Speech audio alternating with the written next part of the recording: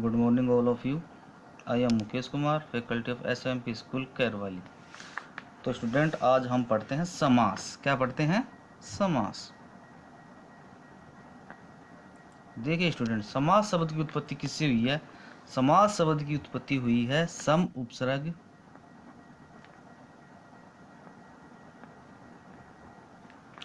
अस धातु और घय प्रत्यय, इससे समास शब्द बना। किससे? सम उपसर्ग अस धातु और घय प्रत्यय से समास शब्द बना है। अब देखिए, धातु, धातु किसे कहते हैं? अंग्रेजी में वर्ब बोलते हैं, हिंदी में क्रिया, और संस्कृत में बोलते हैं इसको धातु। क्या बोलते हैं? धातु। अब देखिए इसकी डेफिनेशन। दो या दो से अधिक, दो या दो से अधिक पदों को एक पद में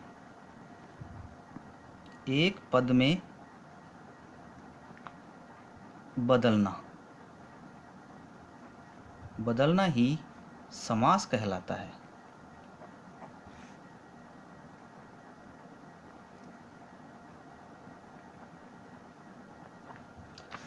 दो या दो से अधिक पदों को एक पद में बदलना ही समास कहलाता है। जैसे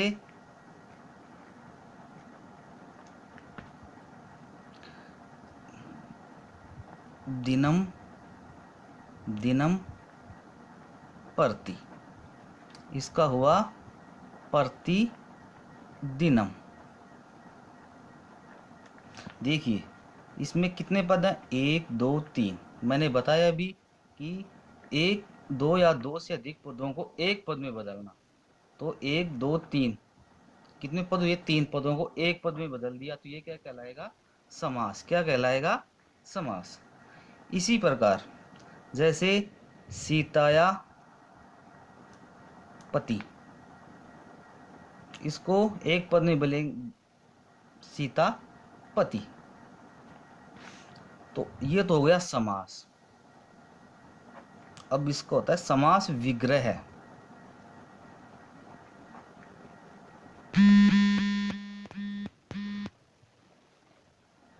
एक पद को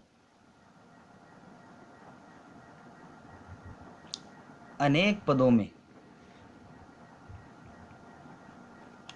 पदों में बदलना ही समास विग्रह कहलाता है।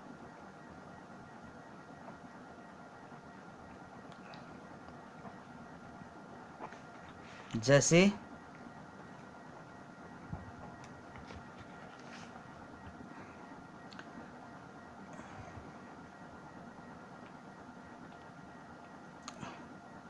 माता पिता, ये समास है। इसका हम विग्रह करेंगे तो माता च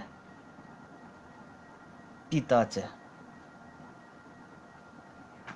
इस प्रकार से हो गई।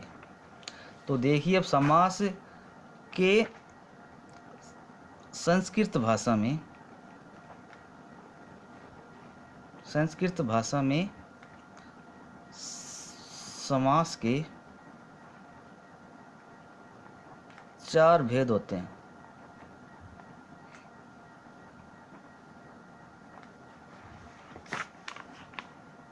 पहला है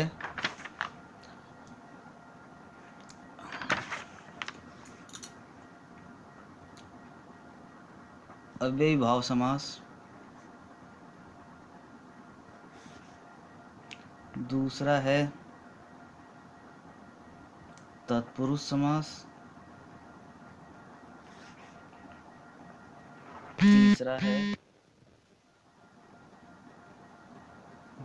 द्वंद्व समास, और चौथा है बहुव्रीहि समास। अब देखिए हिंदी भाषा में समास होते हैं 6। देखिए तत्पुरुष का भाग है कर्मधारय समास।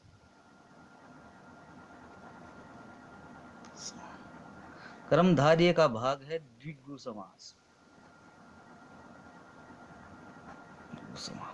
तो संस्कृत भाषा में समास 4 होते हैं और हिंदी भाषा में समास 6 होते हैं। तत्पुरुष का भाग कर्मधारय, कर्मधारय का भाग द्विगु समास होता है। तो आज हम इनका थोड़ा बेसिक नॉलेज देते हैं। पहला है अव्ययभाव समास।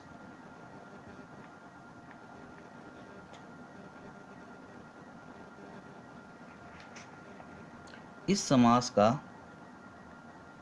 समास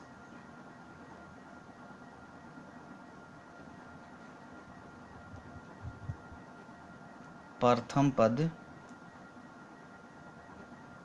प्रधान होता है तथा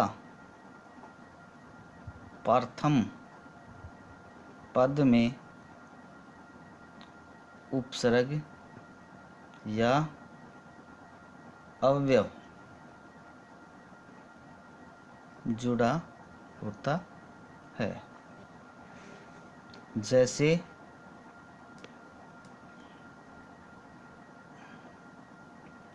यथाशक्ति,